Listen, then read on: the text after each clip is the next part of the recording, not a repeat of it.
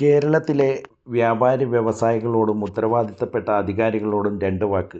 ഞാൻ സുരേഷ് കുമാർ. ബേസിക്കലി ഞാനൊരു fire and safety എഞ്ചിനീയറും ഒരു ഫയർ ആൻഡ് സേഫ്റ്റി ട്രെയിനറും കൂടിയാണ്.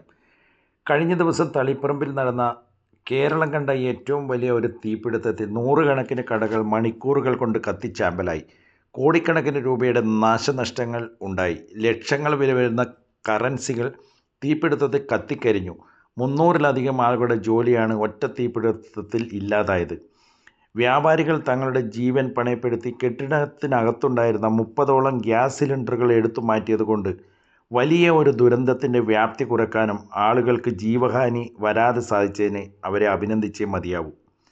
എനിക്ക് പറയാനുള്ളത് മറ്റൊന്നാണ്. ഈ ദുരന്തം നമ്മുടെ കണ്ണ് തുറപ്പിക്കണം. പ്രത്യേകിച്ച് വ്യാപാരികളുടെ. തളിപ്പറമ്പിലുണ്ടായ ഈ ദുരന്തം ഒഴിവാക്കാൻ പറ്റുമായിരുന്നു. തീപിടുത്തമുണ്ടായ പ്രാരംഭഘട്ടത്തിൽ ഉപയോഗിക്കാൻ സാധിക്കുന്ന അഗ്നിശമന ഉപകരണമായ ഒരു ഫയർ എക്സ്റ്റിങ്ക്വിഷറെങ്കിലും ഏതെങ്കിലും ഷോപ്പിൽ അല്ലെങ്കിൽ ആ കെട്ടിടത്തിൽ ഉണ്ടായിരുന്നെങ്കിൽ, അത് ഉപയോഗിക്കാൻ വേണ്ടത്ര പരിശീലനം അവിടുത്തെ വ്യാപാരികൾക്ക് ലഭിച്ചിരുന്നെങ്കിൽ നിഷ്പ്രയാസം തീ കെടുത്താമായിരുന്നു.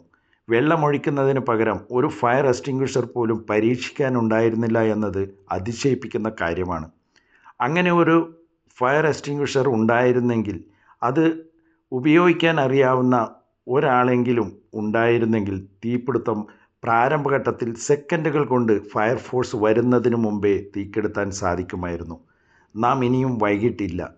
എല്ലാ ഷോപ്പുകളിലും ഒരു അഗ്നിശമന ഉപകരണമെങ്കിലും വാങ്ങിവെക്കാൻ തയ്യാറാവണം. അതുപോലെ എല്ലാ ബസ്സുകളിലും ടാക്സികളിലും ഫയർ എക്സ്റ്റിങ്ക്വിഷർ വേണ്ടതല്ലേ? എത്ര വാഹനങ്ങളാണ് ദിവസവും കത്തുന്നത്?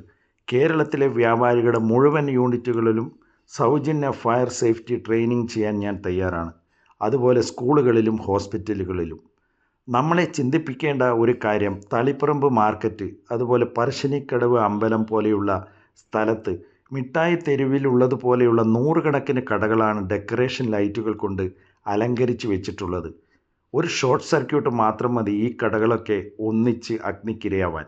ഒരാളുടെ കയ്യബദ്ധം മാത്രം മതി ആയിരങ്ങളുടെ തീരാ കണ്ണീരായി മാറാൻ. അങ്ങനെ ഒരു ദുരന്തം വരാതിരിക്കാൻ നമുക്ക് മുൻകരുതലെടുക്കാം. നന്ദി, നമസ്കാരം.